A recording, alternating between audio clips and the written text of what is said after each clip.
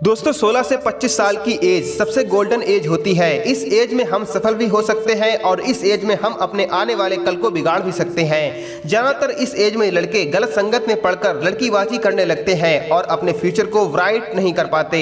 जब वो बूढ़े हो जाते हैं तो उनके पास एक अच्छा घर नहीं होता, अपनी इच्छाओं को पूरा करने के लिए पर्याप्त धन नहीं होता। उस समय उनको पश्चाताप होता है कि काश मैंने उस एज में लड़कीबाजी से हटकर ब्रह्मचर्य को अपनाया होता तो मैं आसानी से अपने लक्ष्य को हासिल कर आज एक सक्सेसफुल इंसान होता। क्योंकि ब्रह्मचर्य से हमारा कॉन्फिडेंस लेवल बढ़ता है जो हमें हमारे मुकाम पर पहुंचाता है। नीरज चोपड़ा ने ब्रह्मचर्य का पालन करते हुए अपने सपने को सच कर दिखाया और गोल्ड मेडल जीतकर भारत देश का नाम रोशन किया। क्योंकि सफलता की शुरुआत ही ब्रह्मचर्य से होती है, लेकिन इस गोल्डन एज में ब्रह्मचर्य का पालन लोगों से हो ही नहीं पाता और वो डिमोटिवेट हो जाते हैं। इस वीडियो में मैं आपको एक स्टोरी के माध्यम से ब्रह्मचर्य के ऊपर मोटिवेट करने की कोशिश करूंगा। बहुत समय पहले की बात है, एक राजा को उपहार में किसी ने बाज के 2 बच्चे भेंट किए। वे बड़ी ही अच्छी नस्ल के थे। राजा ने उनकी देखभाल के लिए एक अनुभवी आदमी को नियुक्त कर दिया। जब कुछ महीने बीते तो राजा ने बाजों को देखने का मन बनाया और उस जगह पर पहुंच गए जहां उन्हें पाला जा रहा था। राजा ने देखा कि दोनों बाज काफी बड़े हो चुके थे और अब पहले से भी ज्यादा शानदार लग रहे थे। राजा ने बाजों की देखभाल कर रहे आदमी से कहा, मैं इनकी उड़ान देखना चाहता हूँ, तुम इन्हें उड़ने का इशारा करो। आदमी ने ऐसा ही किया। इशारा मिलते ही दोनों बाज उड़ान भरने लगे, पर जहां एक बाज आसमान की ऊंचाइयों को छू रहा था वहीं दूसरा कुछ ऊपर जाकर वापस उसी डाल पर आकर बैठ गया जिससे वो उड़ा था। ये देख राजा को कुछ अजीब लगा। क्या बात है, जहां एक बाज इतनी अच्छी उड़ान भर रहा है वहीं पे ये दूसरा बाज उड़ना ही नहीं चाहता। राजा ने सवाल किया, जी हुजूर, इस बाज की शुरू से यही समस्या है, वो इस डाल को छोड़ता ही नहीं। अगले दिन राजा ने पूरे राज्य में ऐलान करवा दिया कि जो व्यक्ति इस बाज को ऊंचा उड़ाने में कामयाब होगा उसे ढेरों इनाम दिया जाएगा।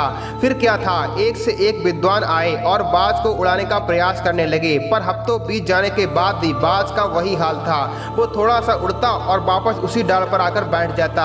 फिर एक दिन कुछ अनोखा हुआ। राजा ने देखा कि उसके दोनों बाज आसमान में उड़ रहे हैं। उन्हें अपनी आंखों पर यकीन नहीं हुआ और उन्होंने तुरंत उस व्यक्ति का पता लगाने को कहा जिसने ये कारनामा कर दिखाया था। वह व्यक्ति एक किसान था। अगले दिन वह दरबार में हाजिर हुआ। उसे इनाम में स्वर्ण मुद्राएं भेंट करने के बाद राजा ने कहा, मैं बहुत प्रसन्न हूँ, बस तुम इतना बताओ कि जो बड़े बड़े विद्वान कारनामा नहीं कर पाए वो तुमने कैसे कर दिखाया। मालिक, मैं तो एक साधारण किसान हूँ, मैं ज्ञान की ज्यादा बातें नहीं जानता। मैंने तो बस वो डाल काट दी जिस पर बैठने का बाज आदी हो चुका था और जब वो डाल ही नहीं रही तो वो भी अपने साथी के साथ ऊपर उड़ने लगा।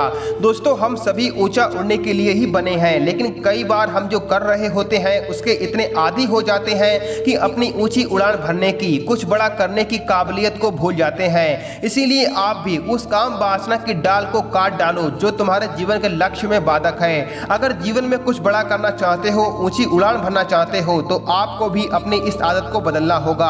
अगर काम वासना के सुख की तरफ भागोगे तो अपने लक्ष्य से भटक जाओगे, क्योंकि ये भोग वासनाएं आपके आत्मविश्वास को खा जाएंगी और आपको जीवन में आगे नहीं बढ़ने देंगी। जो लोग दृढ़ निश्चयी होते हैं वे ही सफलता प्राप्त करते हैं। अतः किसी भी काम को प्रारंभ करते समय उसके सफल होने तक अपने निश्चय को दृढ़ बनाए रखना चाहिए। इसीलिए एक ब्रह्मचारी को किसी भी प्रलोभन अथवा आकर्षण के कारण अपने दृढ़ निश्चय में किसी भी प्रकार का परिवर्तन नहीं करना चाहिए। दृढ़ निश्चयी मानव अपनी इंद्रियों को वश में कर लेता है, फिर वह मन और इंद्रियों के कहे अनुसार नहीं चलता, अपितु मन और इंद्रियां उसके आदेश का पालन करती हैं। जीवन में किसी भी क्षेत्र में सफलता प्राप्त करने के लिए दृढ़ निश्चयी होना आवश्यक है। अतः इस ओर सजग बने रहने की सदा जरूरत है। इसीलिए हमें काम वासना की तरफ नहीं भागना चाहिए। काम मनुष्य का महावैरी है, इसको तू ज्ञान रूपी तलवार से मार। परंतु लोग समझते हैं कि यह आज्ञा भगवान ने अर्जुन को दी थी, वे उसे अपने लिए नहीं मानते। तभी तो वे काम रूपी महाशत्रु को मन से बाहर निकालने की बजाय उसे अपने एक इष्ट और घनिष्ठ मित्र की तरह अपने मन में स्थान देते हैं। वे समझते हैं कि राम को हृदय में बसाना तो वनवासी साधुओं का काम है। मनुष्य की यह सोच उसे कहीं का नहीं छोड़ती और उसकी ये काम वासना के प्रति आसक्ति ही उसके विनाश का कारण बनती है।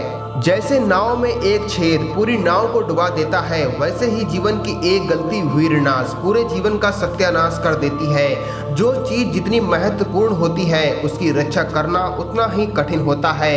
वीर भी तुम्हारे शरीर का मणि है, इसीलिए वीर को बचाने में भी संघर्ष करना पड़ता है। बार बार खुद से ये सवाल किया करो, क्या मेरे स्वास्थ्य से बढ़ के कोई चीज है इस दुनिया में? उत्तर होगा नहीं। तो फिर क्षणिक सुख देने वाले काम की तरफ क्यों भागते हो जो तुम्हारे शरीर का दुश्मन है? हम जीवन में कोई भी कार्य सफलतापूर्वक तभी कर सकते हैं जब हमारे भीतर पर्याप्त ऊर्जा हो, और शरीर में ऊर्जा का मूल स्रोत वीर ही है। बार बार अपने आप से यह सवाल करो, क्या भगवान ने तुम्हें यह अनमोल जीवन इन लड़कियों के मल और मूत्र से भरे स्थानों को देखने के लिए दिया है? यदि हाँ तो वीर गिराते रहो, और यदि ना तो वीर बचाना ही होगा।